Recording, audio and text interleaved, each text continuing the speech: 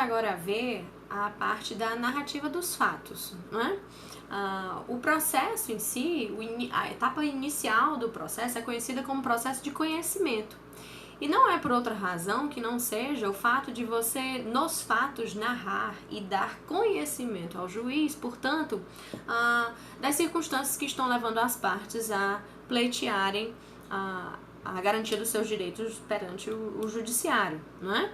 Então, o processo de conhecimento é a fase de dar conhecimento ao juiz da narrativa do autor, do réu, a tentativa de fazer com que eles de alguma forma mediem ou conciliem o objeto do litígio e enfim, não é?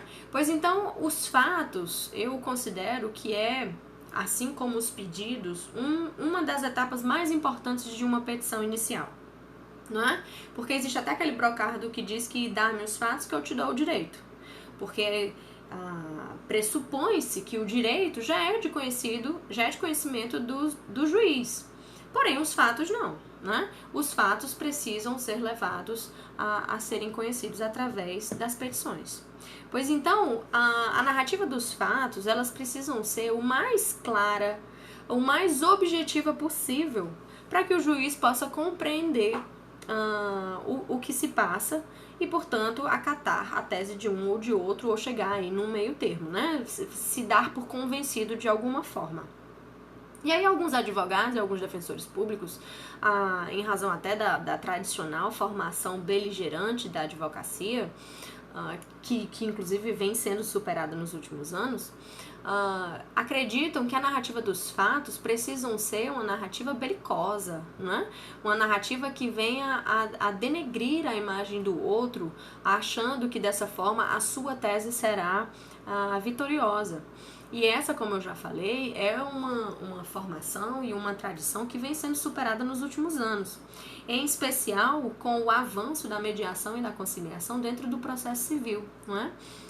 Acredito que com alguns anos para frente, essa realidade venha a ser de alguma forma alterada, porque os novos bacharéis em direito já estão sendo formados nos bancos da faculdade para terem uma responsabilidade um pouco maior sobre o seu peticionamento e também de ter um perfil mais pacificador e não tão beligerante como era de costume nas formações anteriores, né?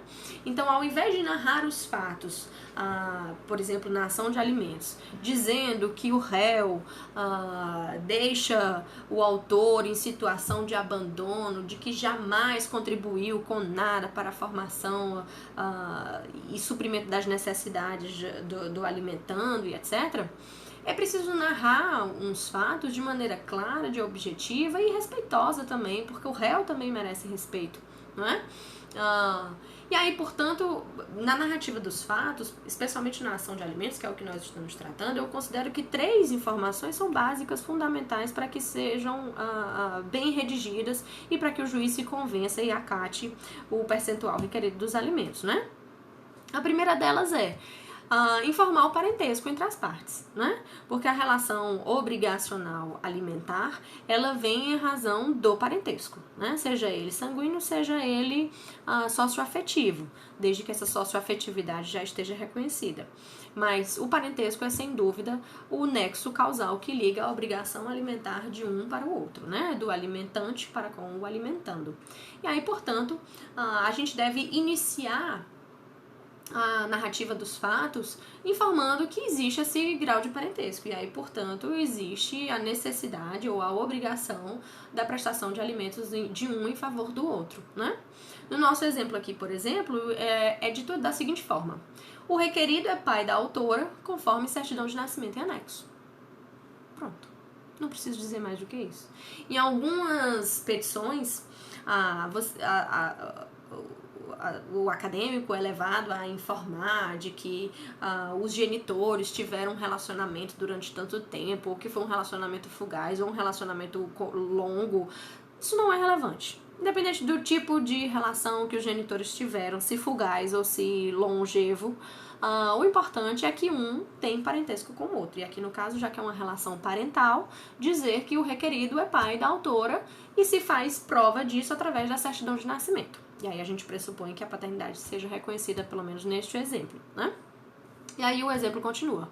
Contudo, não vem arcando suficientemente com as despesas da menor, restando os gastos necessários à subsistência da criança a cargo da mãe, que não possui condições financeiras de suportar sozinho os encargos alimentares. Quer dizer, é diferente dizer que o requerido não vem arcando suficientemente do que dizer que ele não arca de maneira nenhuma, de forma nenhuma, com o sustento da criança.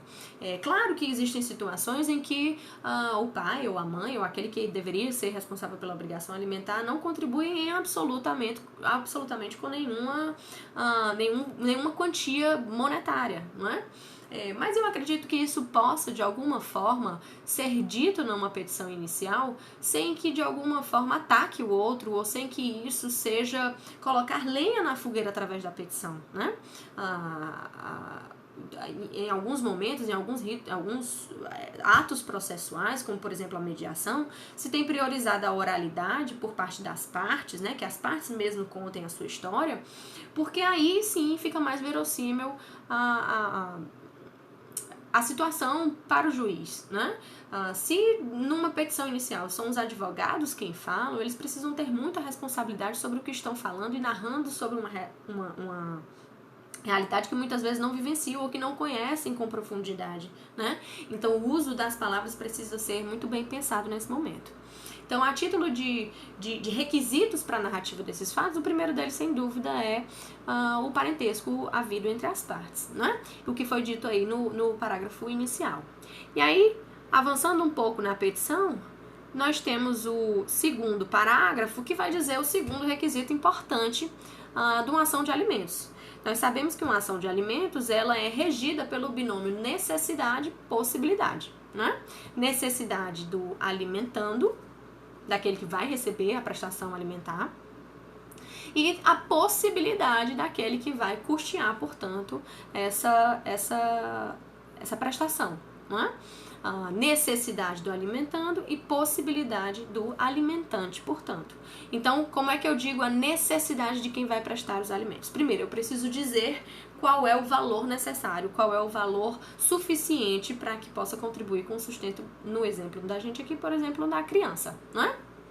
Eu começo dizendo, no segundo parágrafo, que considerando que a autora conta com 8 anos de idade, já que eu tenho a certidão de nascimento dela, né? Porque uma necessidade de, por exemplo, um bebê de 2 anos é diferente de uma criança de 8, que por sua vez é diferente de um adolescente de 16 anos, que por exemplo, pode ser diferente de um jovem de 22 anos. Né? As etapas da vida nos fazem ter necessidades diferentes. Um bebê de 2 anos de idade vai necessitar de fralda, de vacina. Uma criança de 8 anos de idade vai precisar de alimentação, de educação, de vestuário. Não que o de 2 não precise, mas as necessidades vão se alterando, né? Uma adolescente, provavelmente, se estiver no período de vestibular, vai precisar de livros, vai precisar de um reforço escolar, de um transporte escolar, medicamento. E alguém que já é mais jovem, já tem 21 anos, provavelmente esteja na universidade, precisa de outro tipo de auxílio, né? Então é importante a gente dizer a idade onde que esse alimentando possui na época do pedido, para dizer, portanto, quais são as necessidades dele.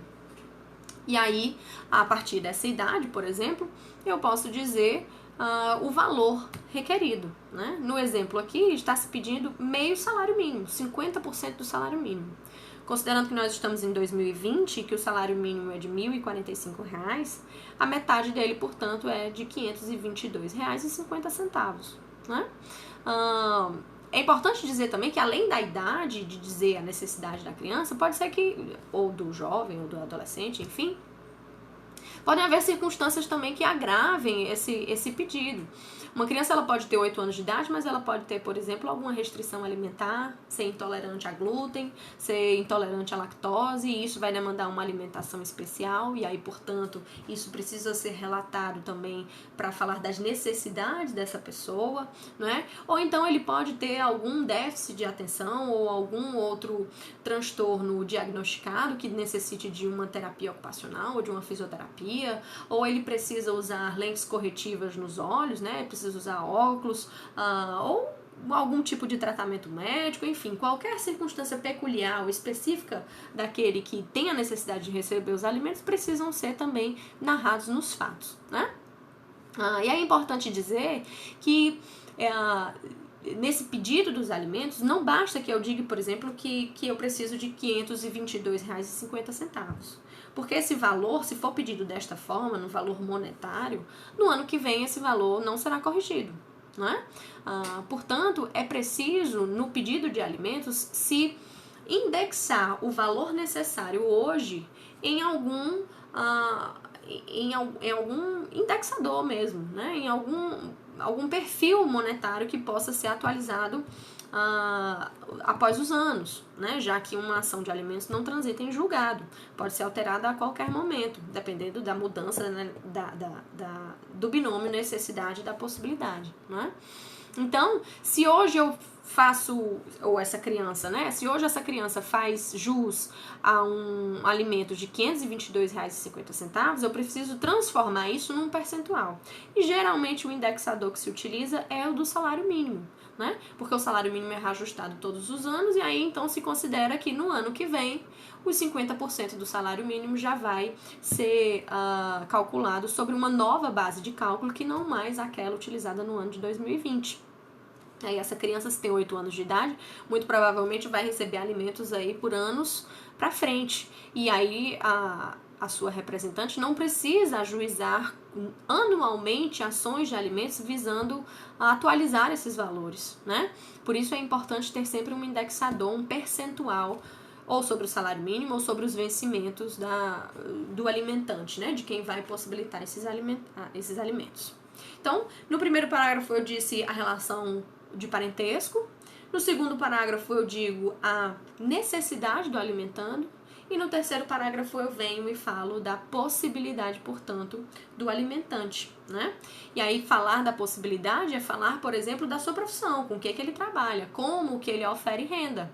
No caso aqui do nosso exemplo, ele diz, por sua vez, o requerido possui situação financeira estável, como garçom, oferindo renda em torno de R$3.000. Mais uma vez eu reforço que esses dados todos, eles são dados fictícios, né, imaginados, apenas para que a gente possa utilizar como um parâmetro acadêmico. E aí, portanto, eu preciso dizer que se ele exerce a atividade como garçom, e a realidade dele é de perfazer uma renda de R$3.000 mensais. O que, portanto, R$3.000, na nossa narrativa aqui, é suficiente para arcar com os alimentos no percentual de 50% do salário mínimo, né? O que vai representar aí... bem, eu não sou muito boa de matemática, mas vai representar um proporcional compatível com a renda dele, né?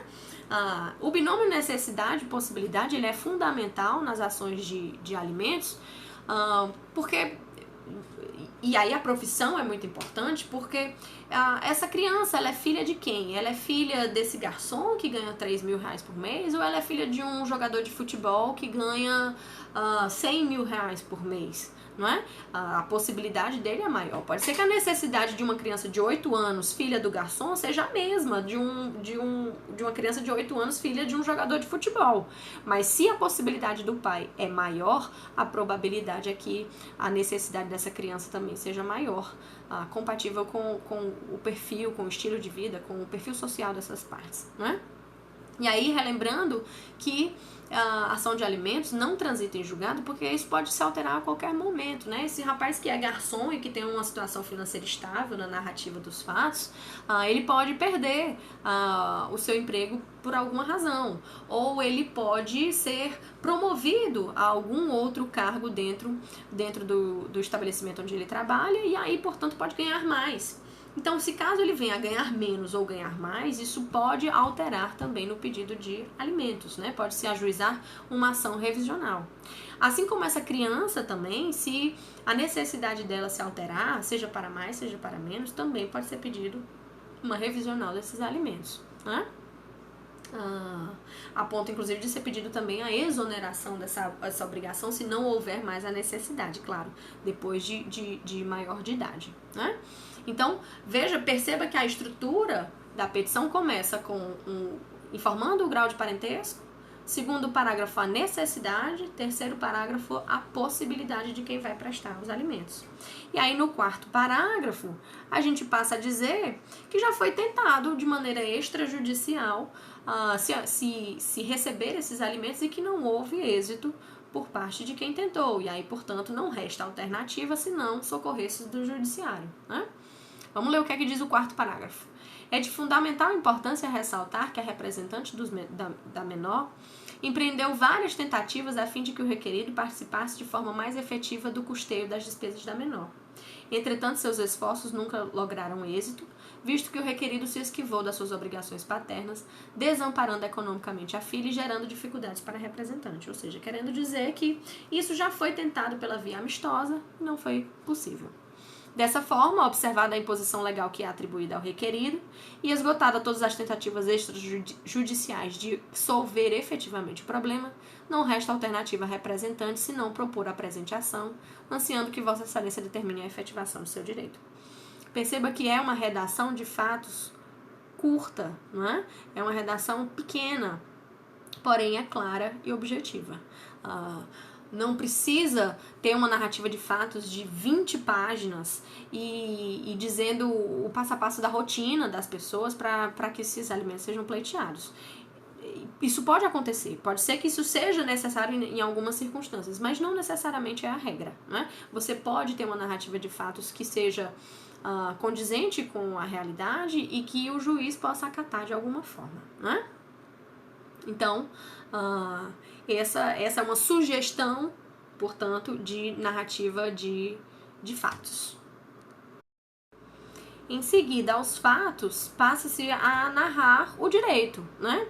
A elencar o rol de normas previstas que garantem esse direito que está sendo pleiteado nessa petição, nessa ação de alimentos, por exemplo, né? E aí, o ideal é que você que você costure ou construa a petição de forma a trazer primeiro aquelas legislações que são maiores, né? Para depois vir para legislações mais específicas. Então você traz inicialmente, claro, aquela que é a maior legislação dentro do ordenamento jurídico brasileiro, que é a Constituição Federal. O ideal é que você sempre traga, inicialmente em qualquer ação, mas especificamente na de alimentos, o artigo que fala sobre a obrigação alimentar em termos constitucionais, né? E aí, no nosso exemplo, a gente tem aí o artigo 229 da Constituição Federal, que vai falar sobre a obrigação dos pais alimentarem os filhos, né? Os pais têm o dever de assistir, criar e educar os filhos menores, e, por sua vez, os filhos maiores têm o dever de ajudar e amparar os pais na velhice, carência ou enfermidade. É este o artigo que fala sobre a obrigação recíproca em razão do grau de parentesco havido entre as partes, né? É a solidariedade que deve haver entre os familiares. Solidariedade, inclusive, que é uma palavra que vem muito forte nesse período de coronavírus, né? Em seguida, a gente passa a trazer as legislações mais específicas, por exemplo, como o Estatuto da Criança e do Adolescente, né? O Código Civil, que vai falar sobre, mais uma vez, sobre a relação parental, mas também sobre o binômio necessidade e possibilidade, né? O parágrafo 1º do artigo 1694 diz que os alimentos devem ser fixados na proporção das necessidades do reclamante e dos recursos da pessoa obrigada.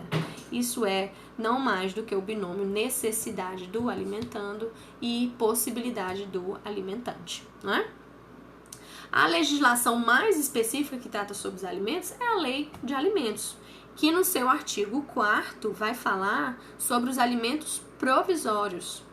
Aqui está elencado como um tópico específico, mas faz parte do direito também, não é? Eu trouxe a legislação maior, Constituição, depois uma legislação mais específica, o ECA, Código Civil, e aí eu estou numa legislação específica que vai reger os alimentos, que é a Lei de Alimentos, que obriga o juiz, já no despacho inicial, a arbitrar os alimentos provisórios, que são aqueles alimentos devidos antes da sentença, do provimento final da ação, não é?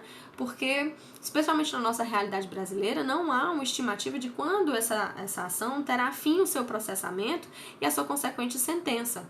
Então, essa criança, no caso aqui do exemplo, ela não pode ficar numa insegurança jurídica esperando a prestação jurisdicional para só então começar a receber os alimentos.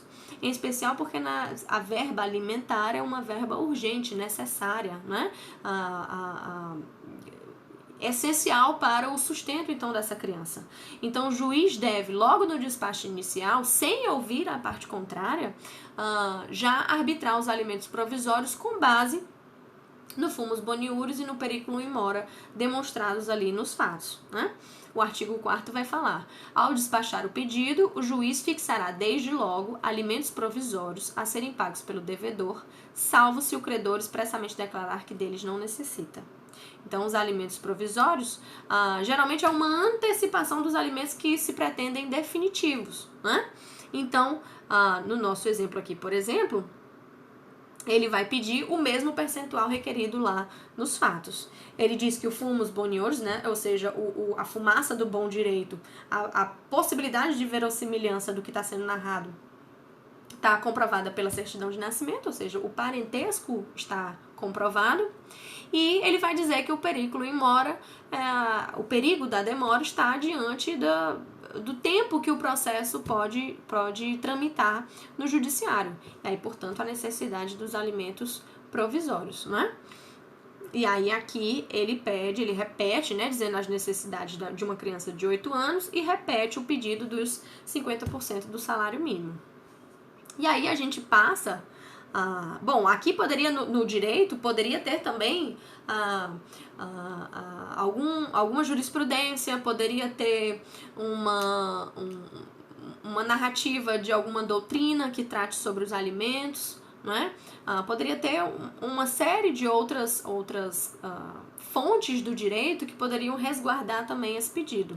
No nosso exemplo está um exemplo bem simples, um exemplo bem básico, que é o suficiente. Se você quiser acrescentar outros elementos, claro, não há problema nenhum, desde que faça jus ao caso, né, ao exemplo.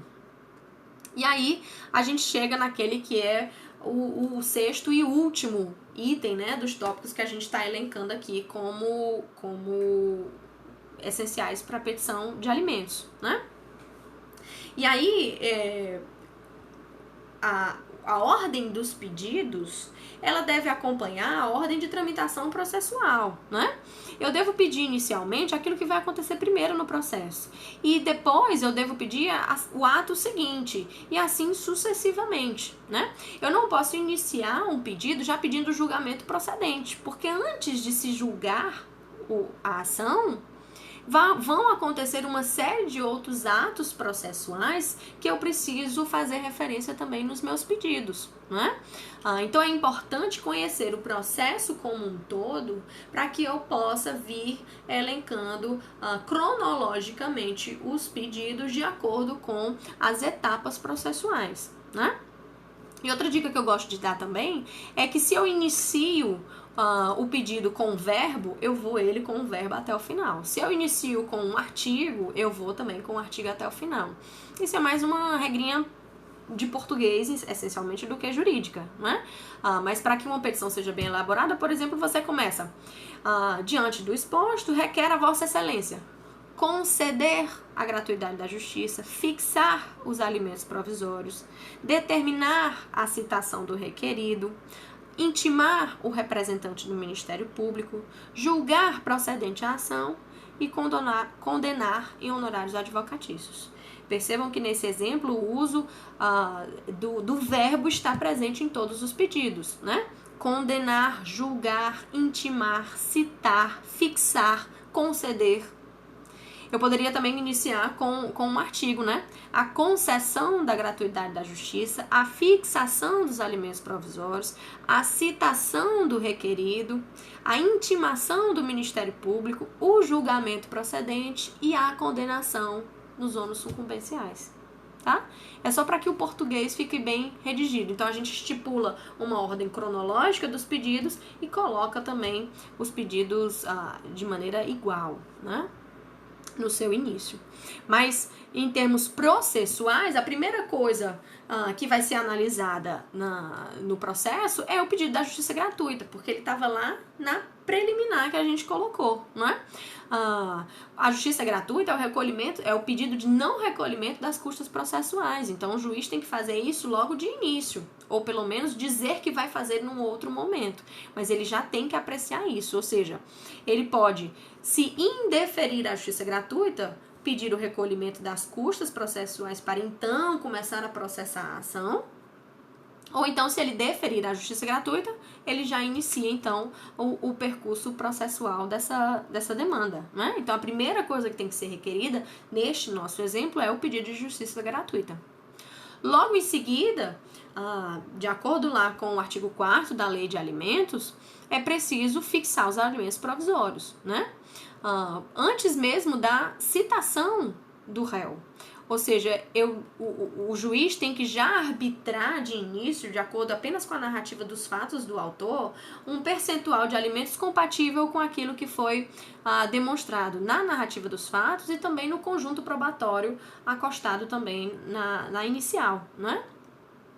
Então, o juiz tem que arbitrar esses alimentos, que ele pode requerer, ele pode arbitrar no percentual requerido, ou ele pode estipular algum outro que ele ache compatível com o binômio necessidade-possibilidade que foi demonstrado, né?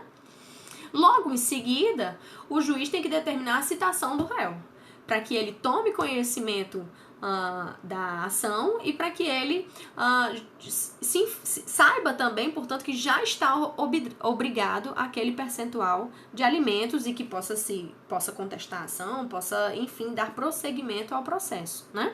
Então, o terceiro pedido aí, que tudo isso, aliás, até este terceiro pedido, o juiz pode fazer num único despacho. Ele pode reconhecer a gratuidade da justiça, arbitrar os alimentos e mandar citar o réu. Tudo no despacho inicial, tá? E aí, estabelecido o contraditório, ou seja, o réu sendo encontrado e contestado a ação, se manifestado, se defendido de alguma forma na ação, o juiz pode, deve, né, já que se trata de alimentos, intimar o Ministério Público para que se manifeste sobre a ação que está sendo processada, né? A partir dessa manifestação do Ministério Público, pode ser agendada, por exemplo, uma ação, uma audiência de mediação entre as partes, né? Isso pode ser feito no momento anterior, mas como já foi dito na narrativa das fatos, que se tentou uma conciliação, se tentou uma via amistosa e não foi possível, o juiz pode requerer isso ou a pedido do Ministério Público ou de ofício mesmo, né? Mas o Ministério Público tem que se manifestar e dizer se está tudo de acordo com a legalidade, dentro da normalidade dos direitos dessa menor, né? E aí, ouvidos todos dentro do processo, passa-se, portanto, a fase de julgamento, né? Se toda a instrução processual já correu, já houve inclusive audiência de instrução, ouvida de testemunhas, ouvida de depoimento das partes, já se tentou uma mediação entre eles e não se conseguiu, pois então o que se quer, portanto, é o julgamento procedente da ação, né? Para que os valores pleiteados pela autora sejam decretados pela via judicial. Por fim, o último pedido, já que se trata de uma ação protocolada pela Defensoria Pública, se pede a condenação dos ônus sucumbenciais em favor da Defensoria Pública. E aí esse é o último pedido que viria a ser reconhecido dentro de uma sentença, né?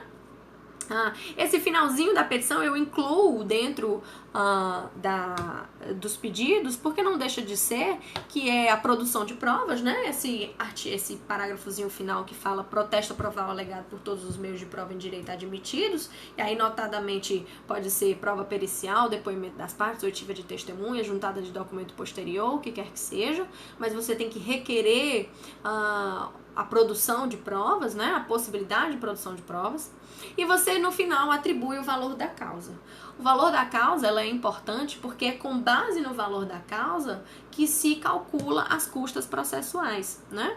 O valor da causa ele pode inclusive determinar a competência de algumas ações judiciais. O valor da causa ele é a base de cálculo para que se incida, portanto, o valor que se vai pagar de custas processuais, ainda que sejam requeridas a gratuidade da justiça, não é?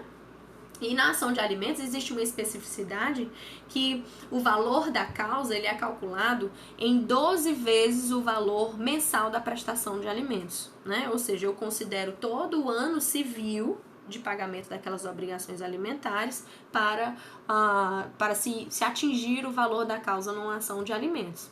Então, se nesse exemplo eu pedir R$ 522,50, isso vezes 12 vai dar um montante de R$ 6.270, certo? Importante dizer que toda vez que eu tenho um valor monetário descrito na petição, eu preciso dizer esses valores por extenso. Né? Tanto lá quando eu falo do valor de alimentos nos fatos e o percentual também, eu preciso colocar esse valor por extenso, porque eventualmente digitando a petição eu posso errar um número e aí o que era para ser 100 pode se tornar 10 e isso faz uma diferença gigantesca, não é?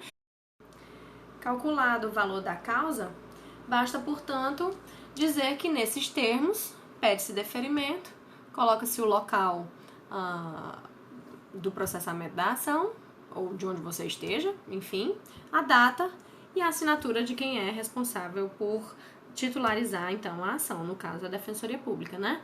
E aí a gente tem essas três frases finais que dizem nesses termos, pede deferimento, fortaleza, a data de hoje e a assinatura do defensor público responsável, ok? Então essa basicamente é a estrutura de uma petição inicial e eu aguardo então que vocês respondam aí a atividade que está proposta lá no portal do FBUni e a gente se encontra na semana que vem. Até mais!